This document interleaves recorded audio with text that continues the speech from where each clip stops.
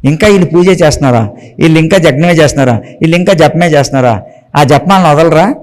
ఇది నీకు కావాలా, నీకు ధ్యానం గొప్పగా అని చెప్పడం కావాలా? అయిపోయింది. సో నువ్వు ధ్యానం నేర్చుకోమ్మా, ధ్యానం చేస్తే బాగుంటుంది. ధ్యానం చేస్తే మానసిక ప్రశాంతత వస్తుంది. మానసిక ప్రశాంతత వస్తే దాని ద్వారా బోలేని లాభాలు ఉన్నాయి. అప్పుడు నీకు అన్ని విషయాలు అర్థమవుతాయని చెప్పనుకోండి. కొన్ని రోజులు ధ్యానం చేసింది అనుకోండి, ఆవిడికి ఆ అమ్మవారికి ఎవరికైతే పూజ చేస్తుందో ఆవిడ ఎదురుగుండా కనపడుద్ది లలిత అమ్మవారు.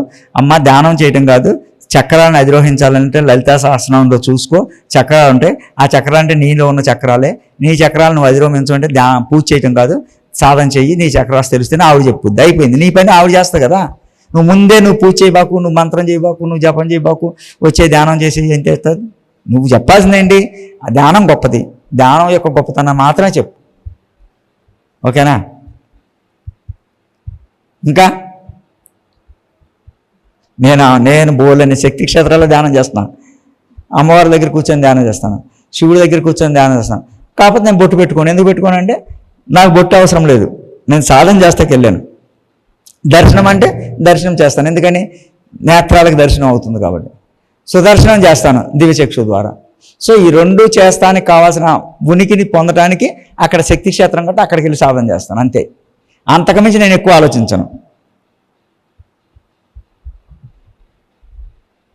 ఇంకా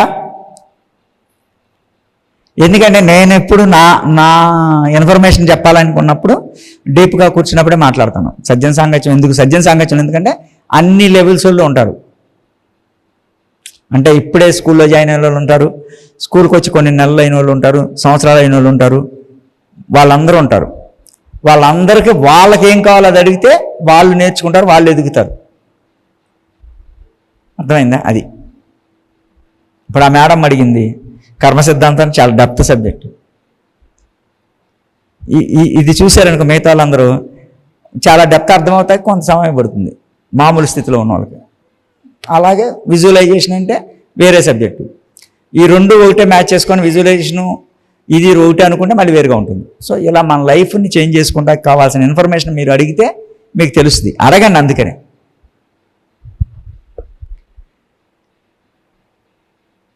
ఓకే. టైం ఎంత అయింది? 4 అయిందా? ఓకే. ఎందుకంటే 4 అయిందని నేను ఎందుకు అడిగానంటే పొద్దున్న చెప్పాను వాక్కు పనిచేస్తాని. 4 గంటలకు మనం ప్రకృతిలో ధ్యానం చేస్తామని చెప్పా. కరెక్ట్గా 4 గంటలకి అడిగాను, చూసావా? అది. సో అలా మన లైఫ్ని క్లియర్గా తెలుస్తుంది, మన నిర్ణయాన్ని క్లియర్గా తెలుస్తుంది. మనం వెళ్ళి ప్రకృతిలో మెడిటేషన్ చేద్దాం, పంచభూతాలతో మెడిటేషన్ చేద్దాం. ఓకేనా? సో ఇప్పుడు ఇంకా మీకు ఏమి క్లారిఫికేషన్స్ ఏమి అవసరం లేదు కాబట్టి పంచభూతాలతో ధ్యానం చేద్దాం. ఓకే. సంతోషం సంతోషం సంతోషం. ఆఫ్ చేసేయండి. ఇంక ఇది లైవ్లే అక్కర్లా. పంచభూతాలతో సాధన చూపిస్తున్నావు కదా. ఆయన మంచాన్ని పడున్నారు చూడండి, ఆయన డైపర్స్ పెట్టారు, ఆయన ఏమీ తీసుకోవట్లేదు. ఆయన శరీరాన్ని వదిలేసిన స్థితిలో ఉండి కూడా మీకోసం, మీరు పుణ్యస్త్రీగా పోవడం కోసం ఆయన బోల్డ్ అంతా అనుభవిస్తున్నారు. ఇవన్నీ అనలేదండి, అనకూడదు. కష్టపెడుతున్నారు, నరకం చూస్తున్నారు, ఈ పదాలు వాడకూడదు. మనం నేర్చుకోండి, ఏవి పెడితే వినకూడదు. సో మరి మీరు ఆయన అసౌకర్యం కలిగిస్తున్నారు కదా, అది కరెక్ట్ కాదు కదా. ఆవిడ ఏడ్ చేసావు మనం బుద్ధి లేదు, అందరికీ ఆయన గురి అంటారు, తీసుకొచ్చేసాడు. అలా కొడుకుని తీసుకుంది, నీకు అసలు బుద్ధి లేదు, నీ వాళ్ళ ఈడు పాడైపోయాడు అని తీసుకొచ్చింది. అయిపోయింది. చక్కగా భోజనం పెట్టారు. మనం భోజనం కోసమే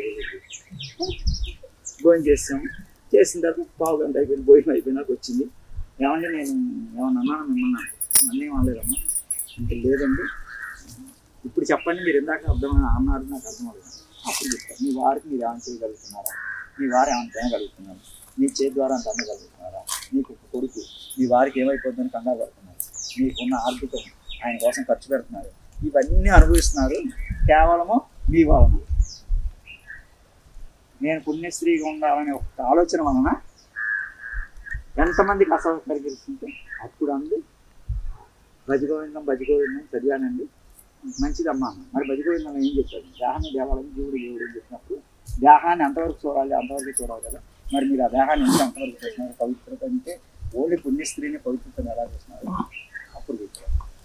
అయితే ఇప్పుడు నేనేం చేయాలి? మీ ఇష్టం, మీరు ఏం తీసుకోండి అని చెప్పి మళ్ళీ ఎందుకంటే మన ఇంటి దగ్గర ఉంచుకున్నాం, ఎప్పుడు కాకుండా అప్పుడు కాకుండా అని అప్పుడు చెప్పి ఆయన తీసుకొచ్చి ఇంటికి వచ్చినాక ఇంటికి తీసుకొచ్చేసి ఇప్పటివరకు నేనే ఆపాను. దీని ప్రకారం మీరు వెళ్ళిపోండి, ఫలానా రోజు మీరు వెళ్ళిపోండి, ఫలానా రోజు నేను వచ్చేస్తాను అని చెప్పేసి చేతిలో చేయి పెట్టుకొని వెళ్ళిపోండి అని చెప్పి ఆయన వెళ్ళిపోయాడు. ఆయన వెళ్ళిపోయాడంటే క్లాస్ కొట్టరా ఏంటి?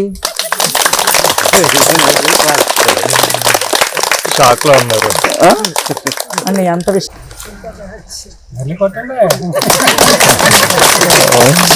నేను నేర్చుకున్న ఆధ్యాత్మికత ఏంటంటే జనన మరణ చక్రాల్లో నువ్వు ఏ రోజైనా ఉండొచ్చు. ఇలాంటివి నేను చాలా ఉన్నాయి, అందుకే చెప్పలే, ఇంకా బోల్డ్ ఉన్నాయి. జనన మరణ చక్రం ఎందుకు చెప్తున్నాంటే ఎగ్జాంపుల్స్ మనం ఎదుగుతున్న కొద్దీ మనం నేర్చుకోవాల్సిన అక్కర్లా. నీళ్ళేం పెద్ద ఖర్చు కాదు కదా, మళ్ళీ వాటికి కాస్ట్లీ నీళ్ళు పోయికండి, తినలే ఎన్ని పోయికండి, మామూలు నీళ్ళు పోసి దాన్ని చెప్పి దాన్ని మీ పిల్లలు మిత్రులు మీ స్నేహితులు అయితే ఎలా ఉంటారో వాళ్ళని ఆప్యాయంగా ఎలా పలకరించుకుంటారో అలాగే ఆప్యాయంగా పలకరిస్తూ రెండు చిన్నమై భూమి నుంచి ఏళ్ళు ఏ విధంగా అయితే చెట్టు నీరు తీసుకుంటుందో, చెట్టు నీరు తీసుకుంటుందో పైకి వెళ్ళేది భూమి నుంచే కదా. దాని శరీరంలో క్యాన్సర్తో సహా తీసేసుకుంటాం. యాక్చువల్గా మరి రోజు దాంతో పరిచయం ఉంటే తొందరగా పరిచయం అవుతుంది కదా, మళ్ళీ కొత్త పరిచయాలు రోజుకు ఒకలా చెప్పండి.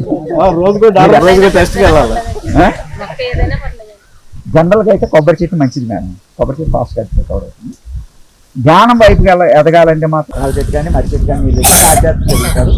మిగతా ప్రపంచంగా తీసుకోవాలంటే వేప చెట్టు ఎదుగుతారు. అదే ఆధ్యాత్మిక మొక్కల వయసు సంబంధం లేదు, వాటి గురించి ఎక్కువ ఆలోచించకండి, వృక్షం యొక్క వయసునే చూడండి. ఓకేనా? సో ఏమైనా ఏ చెట్టు మీకు ఏ చెట్టు కనపడితే ఆ చెట్టు మీరు దాంతో స్నేహం చేయండి.